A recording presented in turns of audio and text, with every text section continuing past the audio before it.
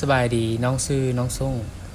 น้องมาจากต่างแขวงแล้วก็มาอาศัยอยู่ในนครหลวงเวียงจันทน์เพื่อเรียนต่อน้องเป็นเด็กชายคนหนึ่งที่เว้าบ่ค่อยเก่งดมบ่ค่อยเก่งน้องจึงบ่ค่อยมีหมู่หลายน้องมาอยู่ในเมืองโดยการเช่าห้องอยู่คนเดียวซึ่งเป็นเรื่องที่ยุ่งยากแล้วก็น้องคิดว่าเป็นเรื่องที่โดดเดี่ยวหลายซึ่งในปี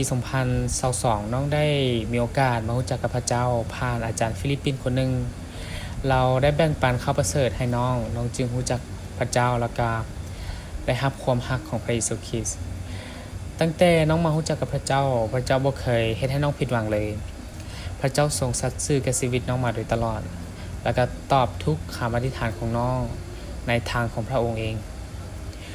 ทุกครั้งที่น้องจะเห็นอย่างน้องจะอธิษฐานถึงพระเจ้าแล้วก็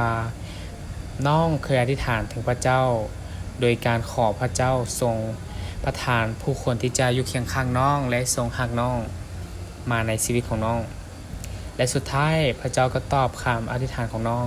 โดยการส่งคนที่รักน้องมาอยู่เคียงข้างน้องนั่นก็คือพี่น้องผู้เชื่อของเขานั่นเอง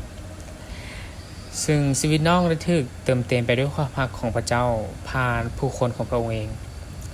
น้องจึงอยากหนุนใจพี่น้องทุกคนว่าพระเจ้าบ่เคยเฮ็ดให้เราผิดหวังพระเจ้าเป็นพระเจ้าที่สัญญาอย่างกับเราและพระเจ้าจะทรงให้พวกเราในสิ่งที่พระเจ้าเคยสัญญากับเราถ้ามื้อนี้พี่น้องคนใดกำลังประสบกับความผิดหวังอยู่น้องขอหนุนใจแล้วก็อยากให้ทุกคนจื้อไว้ว่าแผนการของพระเจ้าทรงดีแล้วก็ยิ่งใหญ่กว่าแผนการของเราเสมอซึ่งขอให้พระเจ้าอวยพรทุกคน